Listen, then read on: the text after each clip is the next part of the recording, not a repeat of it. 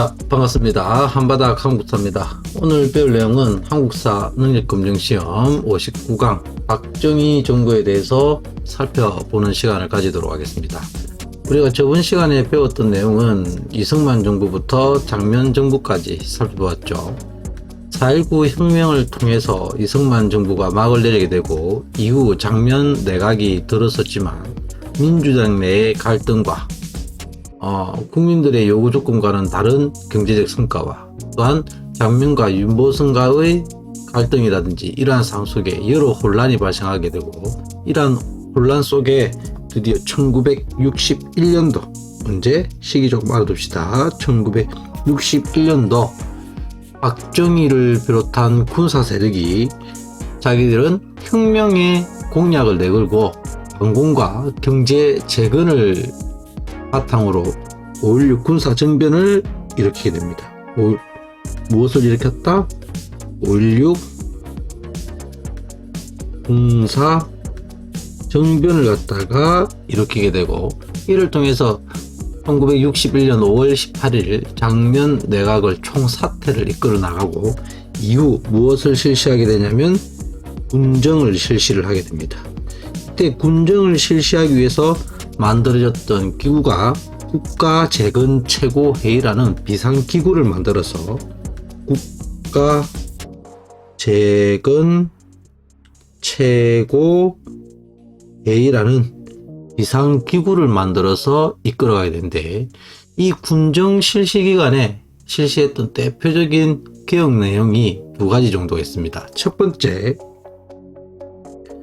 정치적으로 다시금 헌법을 개헌하게 됩니다. 몇 차 개헌이 그래서 이루어지냐면 5차 개헌이 이루어지게 되죠. 5차 개헌이 이루어지게 되더라. 이때 5차 개헌의 주요 내용은 뭐냐? 기존의 3차 개헌 때 의원 내각제 혹은 내각 책임제에서 이제 다시금 5차 개헌을 통해서 대통령 중심제로의 변화가 이루어지게 되고 세부적으로는 대통령 같은 경우는 4년 중임제 그리고 직선제로 대통령을 갖다가 선출하자 이런 식의 헌법 개헌이 이루어지게 되고 또 한 가지 5차 개헌의 내용은 국회 단원제, 원래 국회가 양원제였는데 다시금 국회 단원제로 이렇게 헌법 개헌이 이루어지게 됩니다. 또한 경제적으로는 화폐 개혁을 실시해서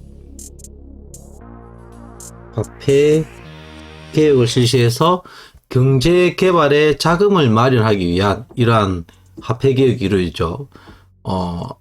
불법적으로 이루어지고 있던 자금을 갖다가 음지로 있던 자금을 양지로 이끌어내기 위해서 화폐 개혁을 갖다가 1962년도에 단행을 하게 됩니다. 그럼에도 불구하고 실제 마련된 자금 자체는 그렇게 많지가 않더라. 1961년 이 박정희를 비롯한 군부 세력들이 5.16 군사 정변을 이끌고 약속했던 게 있죠. 자기들은 나라가 안정화되면 다시 정치는 정치인들에게 맡기고 물러나겠다 이렇게 했음에도 불구하고 이후 박정희는 민주공화당이라는 당을 창당하여 정치인 신분으로 드디어 1963년 대선이 있는 시기죠. 대선에 드디어 5대 대통령 선거에 출마를 하게 됩니다. 이때 보시면 박정희하고 같이 대통령 후보로 출마했던 분이 바로 또다시 윤보선이 나오게 되죠. 그래서 이 대표적인 후보로는 박정희와 그리고 누가 맞붙게 되냐면 윤보선이 맞붙게 되고 이때 가까스로 아마 우리나라에서 가장 작은 양 후보 간의 가장 작은 득표수로 박정희가 당선이 되게 됩니다. 15만 표 정도 차이가 났다고 하죠. 그러니까 거의 차이가 나지 않은 상태에서 어렵게 박정희가 대통령에 당선이 되게 되고, 그로 인해서 제3공화국, 즉 무슨 정부가 출범을 하게 됐다? 바로 이때부터 박정희 정부가 드디어 출범을 하게 됩니다. 박정희 정부가 출범을 하고 나서 가장 시급하게 했던 정책이 바로 뭐냐면, 국민들을 갖다가 자기 편으로 끌어들여야 되겠죠. 그래서 국민들을 자기 편으로 끌어들이기 위해서는 가장 중요했던 것이 경제적 성과를 이루는 게 매우 중요했을 겁니다. 또한 경제적 성과를 이루기 위해서는 경제 자본이 필요했고, 그래서 경제 자본을 갖다가 마련하기 위해서 첫 번째, 일본과 굴욕적인 한일 협정이라는 것을 1965년에 체결을 하게 됩니다. 무엇을 체결했다? 한일 협정을 체결하게 됩니다. 몇 년도에? 1965년도에. 실제로 이를 통해서 우리나라가 한일 국교 정상화가 이루어져서 일본과 수교를 체결하게 되죠. 실제로 협정이 완료된 시기는 65년이지만 협정 체결을 위한 협상은 1962년도에부터 진행되어서 65년까지 이루어졌더라. 실제로 62년도부터 이러한 일본과의 협상이 체결되고 이런 협정이 체결될 거라는 소문이 하다해지면서 대학생들을 갖다가 중심으로 해서 6.3 항쟁이라든지 이러한 저항적 모습들이 계속해서 나타나게 되는 거죠. 한일 국교 정상화를 통해서 일본과 경제적 도움을 실제로 얻게 됩니다. 무상으로 일본에게 무상으로 3억 불, 그리고 유상으로 차관 형태로 일본에게 2억 불, 그래서 3억 달러와 2억 달러를 갖다가 어떤 명목으로, 사과의 명목이나 보상의 의미가 아니라 독립 축하금의 의미로 독립 축하금이라는 명분하에 일본에게 3억 불과 빌려서 2억 불을 갖다가 받을 거게 되죠. 특히 이때 문제점 중에 어떤 문제점 등이 있느냐? 일단은 더 이상 개인 청구는 해라 하지 마라. 개인 청구권은 부상하지 마라.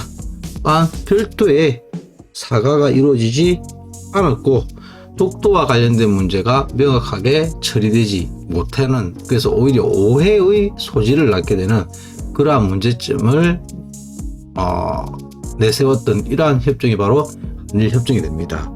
또 한 가지 이때 경제 자금을 마련하기 위해서 또한 실시했던 정책 중에 하나가 바로 베트남 파병이 있겠더라.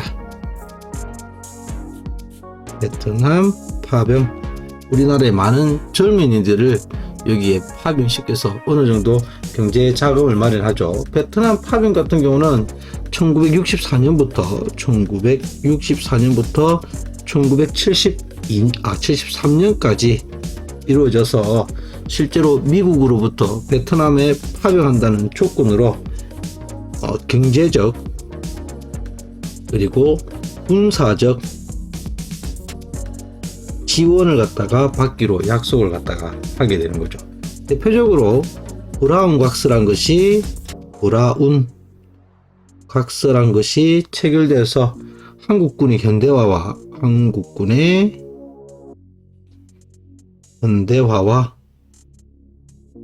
그리고 또 한 가지 어느 정도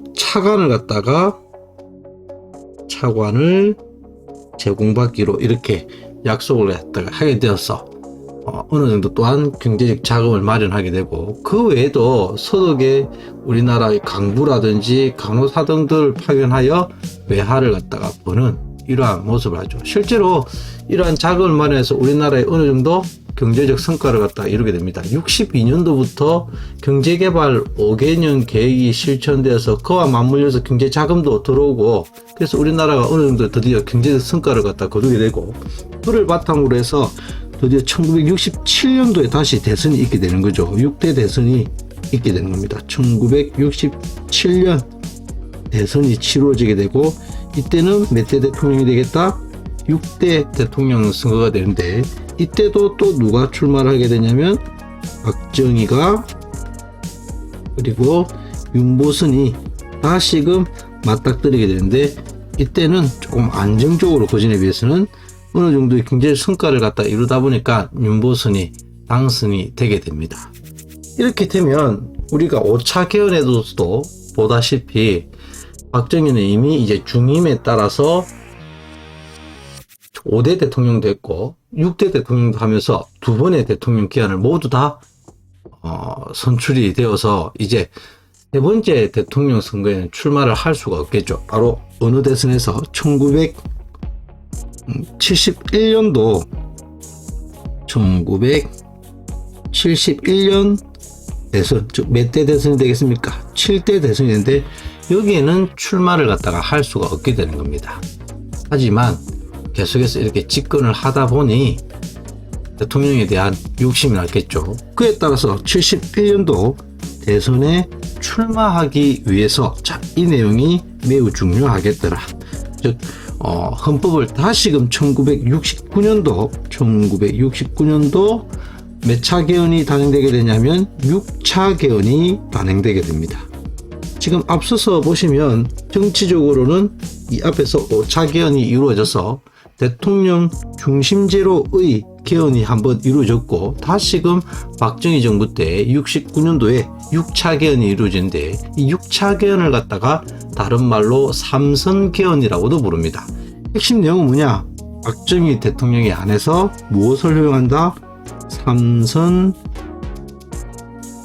연임을 허용한다. 이게 6차 개헌의 주요 내용입니다. 그런데 명분 없이 이렇게 헌법을 갖다가 함부로 개헌할 수가 없겠죠. 명분은 무엇이냐? 1968년도를 전 세계사적으로 이때를 갖다가 뭐라 부르냐? 위기의 해라고 부릅니다. 위기의 해.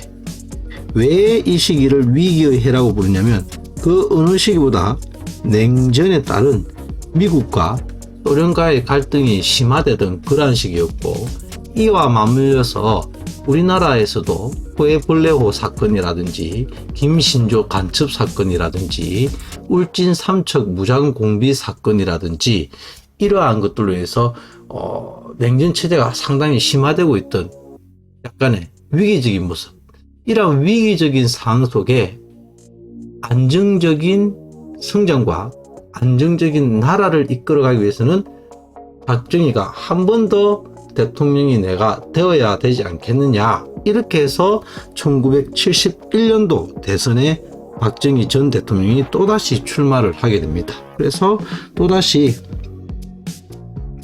박정희라는 대통령이 또다시 출마를 하게 되고, 이때 같이 또 대선 후보로 나오셨던 분이 너무나도 유명한 김대중 대통령이 되겠죠. 김대중 전 대통령이 되겠더라. 실제로 이때 김대중 전 대통령의 인기가 상당히 높았습니다. 실제로 득표율에서 45%까지 득표를 갖다가 얻는 등 그 인기가 막강했는데, 가까스로 어쨌든 여러 도움을 받았겠죠. 이 박정희가 다시금 대통령에 오르게 되고 7대 대통령에 오르게 됩니다. 하지만 다시금 장기 집권을 위한 빠르게 작업을 갖다가 실시를 갖다가 하게 됩니다. 1969년도 급작스럽게 68년도까지 위기였다면 69년도부터 닉슨 독트린이라 하여 닉슨 독트린입니다. 닉슨 다시 찍겠습니다. 닉슨 독트린이라 하여 냉전 시대를 갖다가 미국의 대통령이었던 닉슨이 발표를 하죠. 냉전에서 이제 어느 정도 화해의 길로 나아가자. 그래서 사회주의 국가와 어느 정도 화해의 제스처를 갖다가 표방하기 시작합니다. 그러던 중에 드디어 72년도로 이어지게 되면 이때를 데땅트 시대라고 부를 정도로 데땅트 시대, 화해의 시대라고 일컬어지는데, 이때 이렇게 되면 미국과 중국이 수교를 갖다가 맺게 되고, 그런 중에 드디어 우리나라에서도 1972년도에 급작스럽게 1972년도에 중요합니다. 무엇이 발표되느냐? 이런 전 세계적인 분위기 속에 7.4 남북 공동성명이란 것이 발표가 돼 가지고 통일의 3대 원칙, 나중에 배우겠지만 자주, 평화, 민족 대단결을 내세우면서 갑작스럽게 어느 한시적으로 북한과 드디어 우리나라가 통일로 나아갈 수도 있겠다는 분위기가 형성되게 됩니다. 그런 이러한 하의 분위기를 이 박정희 정부에서는 독재의 길로 나아가는데 활용을 하게 되겠죠. 안정적인 통일과 경제 발전을 위해서 본인이 조금 더 집권을 하면서 안정적인 사회를 구축해야 되겠다. 그를 통해서 이런 안정적인 사회로 나아가기 위해서는 자기가 조금 장기적으로 집권하면서 나라를 이끌어가는 것이 효율적이겠다. 그래서 72년도에 너무나도 유명한, 자, 이거는 색깔을 바꿔서 한번 봅시다. 바로 무엇이 발표되게 되냐면 그 유명한 10월 유신 헌법이 발표되기에 이릅니다. 이게 몇 차 개헌이냐? 7차 개헌에 해당되는 내용이죠. 비상계엄령을 선포하고 국회를 해산하고 모든 정치 활동을 금지하고 다시금 통일주체 국민회의라는 곳에서 적어보도록 하겠습니다. 어디에서? 통일주체 국민회의라는 곳에서 다시금 72년도에 새로운 대통령을 선출하게 됩니다. 제8대 대통령을 헌법을 발표하고 여기에서 8대 대통령을 선출하게 되는 거죠. 그리고 이때 8대 대통령이 선출된 분이 다시금 박정희가 선출되게 되는데 이 시기부터를 우리는 이제 4공화국이라고 부르는 거죠. 10월 윤신헌법의 주요 내용을 갖다가 살펴보면, 자, 이거 꼭 알아두시기 바랍니다. 일단 대통령은 조금 전에서도 보았다시피 어디에서 선출한다? 통일주체 국민회의라는 곳에서 통일주체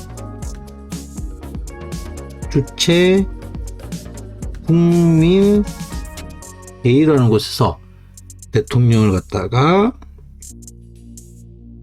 선출한다. 직선제가 아니라 이제 어떻게 다시금 간선제로 대통령을 선출하는 방식으로 바뀌게 되고, 이때 대통령의 임기는 몇 년? 임기는 6년. 그리고 중임 제한을 갖다가 없앤다는 내용이 포함되어 있죠. 중임 제한을 없애겠다. 그러니까는 계속해서 대통령의 후보로 출마를 갖다가 할 수 있는 겁니다. 다른 말로 즉 대통령 종신제, 죽을 때까지 대통령 후보로 넣을 수 있는 거죠. 또 한 가지, 이때 국회의원의 3분의 1을 누가 추천할 수 있다? 대통령이 추천할 수 있고, 이때 여기에서 박정희 대통령에 의해서 추천된 국회의원을 갖다가 뭐라 부르냐면 유신정우회라고 부릅니다. 유신정우회 의원이라 부르는데, 이 유신정우회 의원은 임기는, 지금 국회의원은 4년이죠. 이때 유신정우회 의원은 임기가 3년.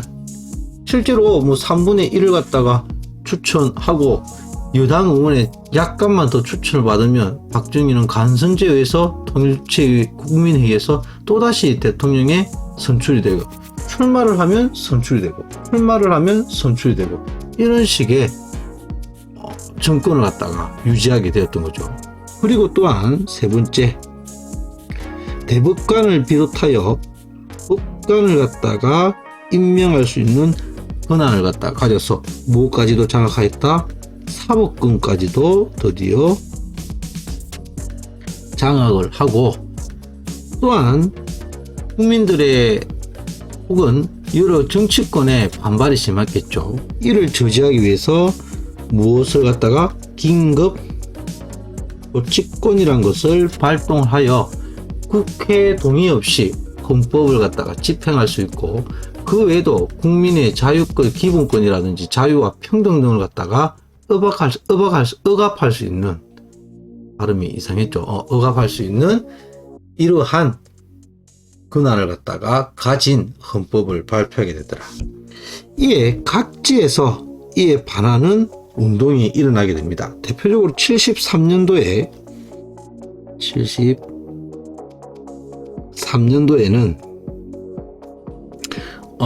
개헌청원 100만 명 서명운동, 개헌청원, 헌법을 다시금 바꾸기 위한 청원 100만 명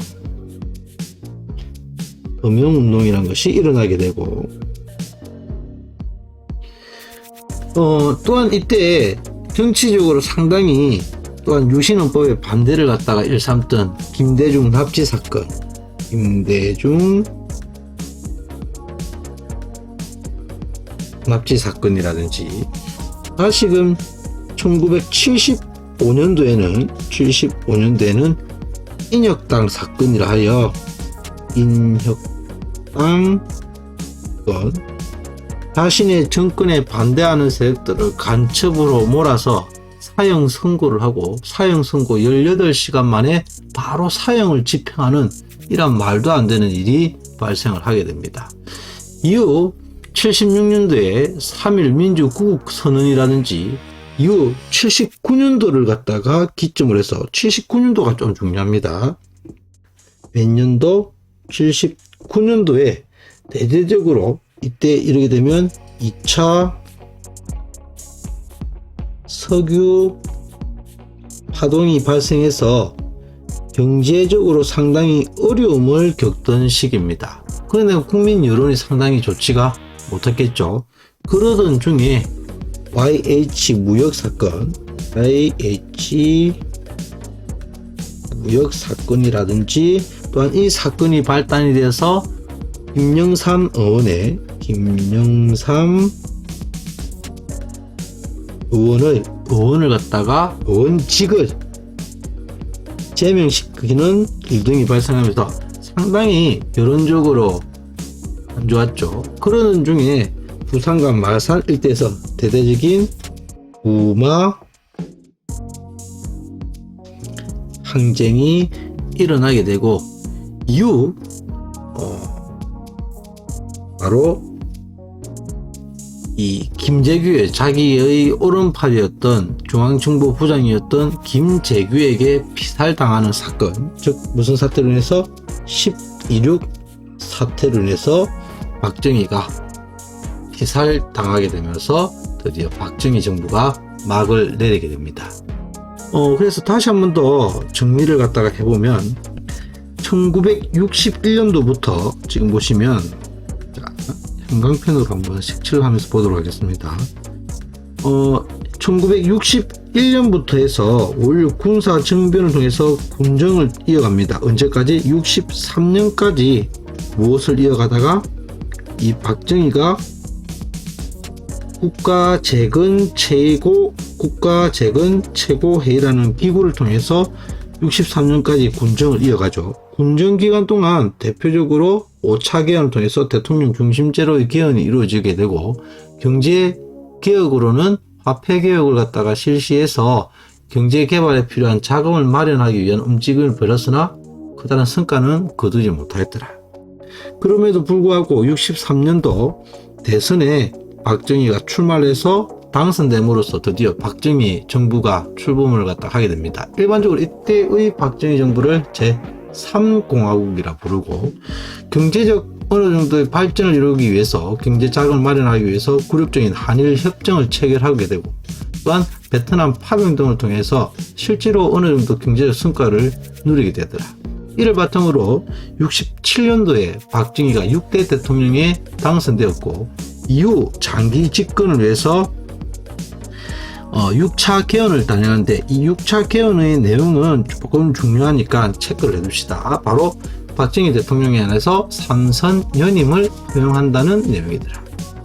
이후 71년도 대선에서 가까스로 박정희가 당선이 되게 되고, 71년도에 닉슨 독트린이라든지 혹은 72년도 대탕트 시대를 갖다가 맞이해서 우리나라에서도 북한과 남북 공동성명이 이루어지자 이를 이용해서 장기 집권의 기회로 삼아서 바로 무엇을 발표하게 되더라? 10월 유신헌법을 발표하게 되는데, 이 10월 유신헌법의 내용은 워낙 중요하니까 꼭 좀 다 체크를 해 두시면 좋겠습니다. 이런 10월 유신헌법이 발표가 되자 73년, 75년, 특히 79년도에 대대적인 반대운동이 일어나게 되고, 끝내 바로 12.6 사태로 인해서 박정희 정부가 막을 내리게 되더라. 여기까지 박정희 정부에 대해서 살펴보았습니다. 다들 수고하셨습니다.